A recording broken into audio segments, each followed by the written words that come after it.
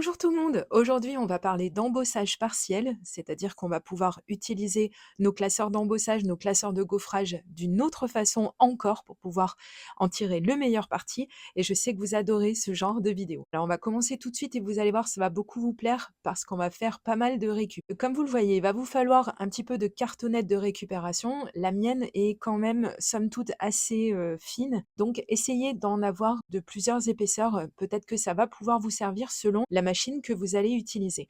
Mais je vais vous parler de 2 machines déjà dans cette vidéo, donc peut-être que vous arriverez à trouver des choses qui vont, vous convenir. Pour, découper ma cartonnette, je vais utiliser ce cutter, circulaire que j'avais trouvé il y a pas très longtemps chez Action. Je crois qu'il n'est plus disponible pour l'instant ou pas toujours, donc je vous mettrai son équivalent, trouvé sur une boutique, sur, le net, voilà, parce que c'est très, très pratique au final et c'est quelque chose dont je ne me sers pas assez. Ensuite, je vais prendre des mesures à peu près standards, on va dire, d'un classeur d'embossage. Je vous les ai montrées à l'écran. Et ces mesures, je vais venir les reporter sur de la cartonnette que j'ai découpée au préalable. Vous allez voir que tout dépend de la machine que vous avez, vous n'aurez pas à faire cette étape. Mais par contre, si vous avez une Big Shot tout à fait classique, il va falloir redécouper un petit peu parce que sinon, au niveau grandeur de la cartonnette, ça ne passera peut-être pas.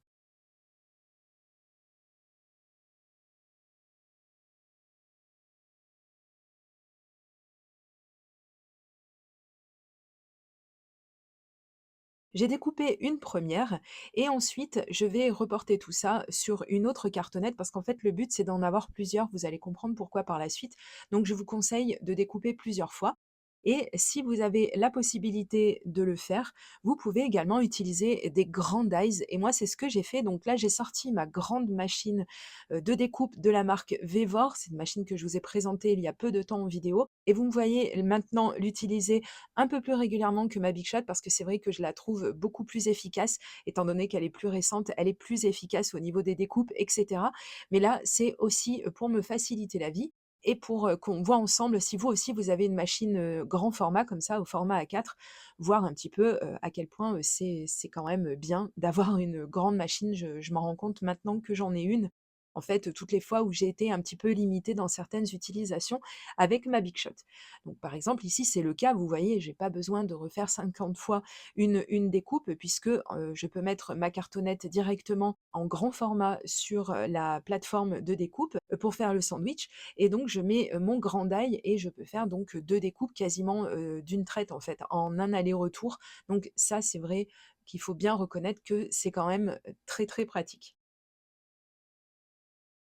Bien entendu, vous retrouverez cette machine dans la barre d'informations si vous voulez, vous la procurer puisque c'est une machine qui vient à moins de 100 € et pourtant elle a un kit de démarrage avec elle, donc c'est vraiment, vraiment une très, très bonne affaire. Donc comme je vous ai montré, moi j'ai trouvé des cartonnettes de récup de plusieurs épaisseurs, mais si vous n'en avez pas, il vous suffit, hein, si vous avez toujours la même, il vous suffit d'en découper un petit peu plus. Donc une fois, qu'on a donc nos premières découpes, on va, venir sélectionner un die. Alors ici, j'ai choisi un die cœur, vous allez comprendre pourquoi par la suite et quand on va faire une découpe, donc on essaie d'être un petit peu au milieu, pas trop, voilà, après ça dépend ce qu'on veut faire. Vous allez comprendre d'ici la fin de la vidéo que vous allez pouvoir faire énormément de choses. Ici, je vais rester dans des choses très basiques pour vous donner l'exemple, mais alors après, il va vraiment falloir faire preuve d'imagination. On peut faire énormément de choses avec cette technique. On a découpé notre première cartonnette et on va s'en servir de gabarit avec une deuxième cartonnette. Il nous suffira juste de venir positionner notre die sur, au bon endroit en fait, hein. Ça va glisser tout seul dans son logement et donc ça va nous permettre d'avoir des découpes qui vont être, quand même assez, ric-rac, assez, nickel en fait et si c'est pas le cas, c'est pas très grave. Ça n'aura pas vraiment, vraiment d'incidence, mais c'est vrai que c'est quand même mieux. Je vous montrerai plus tard d'autres gabarits que j'avais fait il y a quelques années et qui sont vraiment pas ric-rac du tout, mais qui fonctionnent quand même. Ici, j'ai quand même décidé, avec un peu de maturité quand même, de vous présenter des exemples qui soient quand même un peu plus jolis à regarder.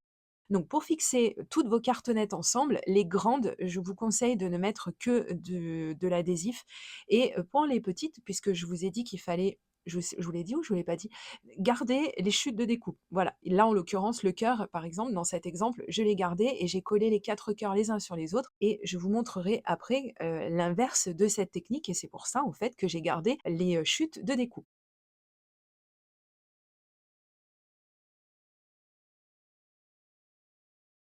Donc, comme vous le voyez, j'ai pris ma machine, donc je me suis mise en position donc pour faire de l'embossage. J'ai enlevé une épaisseur et comme vous le voyez ici, ça ne passe pas. Donc, ne forcez pas sur votre machine. C'est pour ça que j'ai décidé de laisser cette séquence. C'est parce qu'il ne faut pas casser votre machine. Il doit y avoir un peu de résistance, mais pas trop. Alors, pour que ça se passe le mieux du monde, je vous présente donc cette impression pad, donc ce tapis de, comment ils appellent ça, un coussin de pli ou quelque chose comme ça. Je vous l'aurai mis à l'écran et vous le retrouverez lui aussi ainsi que tout le reste dans la barre d'informations sous la vidéo si vous le cherchez. C'est vrai que ça aide beaucoup en fait, hein, pour cette technique et moi je l'utilise principalement d'ailleurs pour cette technique, mais on peut l'utiliser pour, bien d'autres encore et là, on va vraiment avoir un appui, on va dire vraiment idéal et vous voyez normalement c'est pour la Big Shot, mais on peut l'utiliser avec d'autres machines. À partir du moment où on sent que ça va appuyer un petit peu, juste ce qu'il faut, donc c'est-à-dire ça va passer à l'intérieur de notre machine, mais que ça va quand même pas trop forcer. Et donc on distingue un petit peu la forme du cœur, pas beaucoup, beaucoup, mais on la verra un petit peu plus loin parce que je changerai de classeur d'embossage. On va voir tout de suite un deuxième exemple et donc ça, ce sont, les vieux embossing diffuseurs puisque ça s'appelle comme ça. Les anciens, que j'avais, fabriqués donc il y a quelques années en vidéo, pour les personnes qui étaient déjà là, bah, mettez un pouce en l'air, tiens, si vous vous rappelez de cette vidéo et je vous la mettrai également dans la barre d'informations si vous voulez aller la voir. Donc j'ai décidé de la remettre un petit peu au goût du jour, donc pour qu'on puisse un petit peu voir ensemble s'il y a eu des évolutions.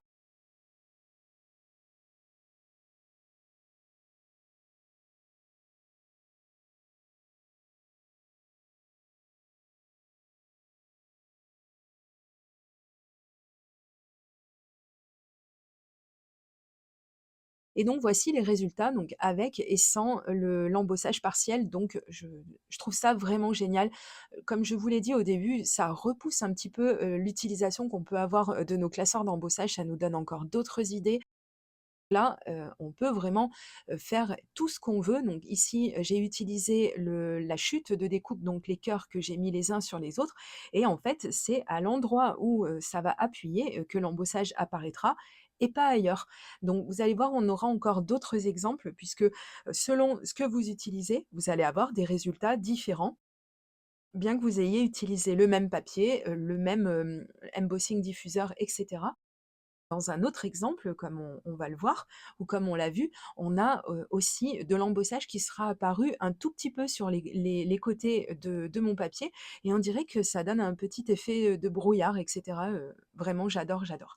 Alors j'ai ressorti quand même ma Big Shot pour vous montrer que je l'ai toujours, bien entendu, tant qu'elle fonctionne, je la garde et donc pour vous montrer, vous qui la possédez également, comment on procède, pour faire, donc, cet embossage partiel quand, on a le tapis noir que je vous montre à l'écran. Donc on se met bien sur la table 1, parce qu'on va faire de l'embossage à froid et donc voici le résultat. Alors c'est vrai qu'il peut paraître peut-être un petit peu plus présent ce résultat, parce que cette technique avec ma Big Shot, je l'ai bien en main. Ça fait des années que je la pratique. C'est vrai qu'avec la machine de Vévor, je suis toujours en train un petit peu de tâtonner, mais c'est pas plus mal parce qu'en fait, c'est, aussi ce que vous allez peut-être être amené à faire vous. Donc c'est-à-dire qu'il faut toujours garder soit un papier, soit, de la cartonnette à côté de vous si, quand vous faites vos petits tests, vous sentez qu'en fait, il y a pas assez de résistance ou peut-être un petit peu trop. Si vous essayez de passer le tout à l'intérieur de votre machine et que vous sentez que non, décidément, ça ne veut pas y aller ou que justement ça passe trop facilement, n'hésitez pas à changer d'épaisseur et vous y allez tout doucement et quand vous sentez que ça y est, ça passe, c'est que donc vous avez, l'épaisseur idéale et que vous aurez donc les résultats les meilleurs.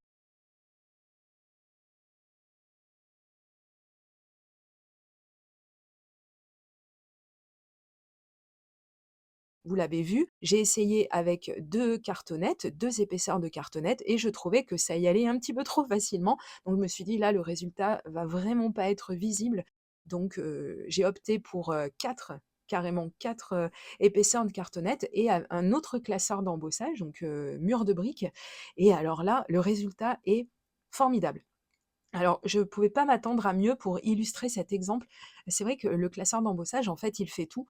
Plus il est chargé, je pense, et plus on va voir en fait, le fait qu'il y ait des endroits justement où il n'y a pas eu d'embossage à froid. Donc, c'est top et n'hésitez pas à essayer avec tous ceux que vous possédez.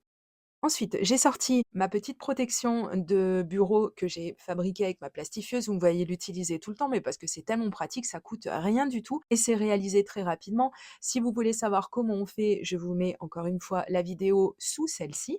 Et donc, j'ai sorti ma Distress Ink rouge. Ce rouge-là est magnifique, je l'adore, et très approprié pour Noël, mais pas que. Alors, j'ai eu la main très très légère parce que je sais qu'il est hyper puissant, donc je préfère y aller doucement, quitte à venir rajouter de l'intensité par la suite, parce qu'en enlever, c'est beaucoup plus compliqué. Donc allez-y mollo, encore une fois, si vous n'êtes pas très à l'aise avec tout ça et sachez, qu'on peut revenir, quasi indéfiniment, sur nos distress, c'est pas un problème. Par contre, quand on a fait des traces ou des choses comme ça, c'est un peu plus compliqué à rattraper.